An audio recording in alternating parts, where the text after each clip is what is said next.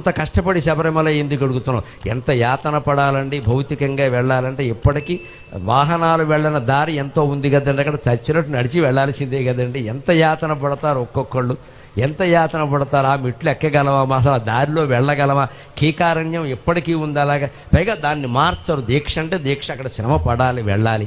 అక్కడ ఏదో హెలికాప్టర్లు పెట్టేసి నానా గొడవ చేస్తే దీక్ష లోకుమైపోతుంది. ఎప్పుడు కఠినమైంది కఠినంగానే ఉండాలి. దాన్ని మనం సాధించాలి కదా. దాన్ని సులభం చేసేస్తే ధనవంతులందరూ శుభ్రంగా ₹1,00,00,000 టికెట్లు కొనుక్కొని వెళ్ళిపోతారు. అలా ఉండే అవకాశం ఉండకూడదండి. దయచేసి అయ్యప్ప దీక్షలో నిబంధనలు సరళించకండి, సరళం చేయకండి. అలాగే ఉండాలి, మనం పాటించాలి.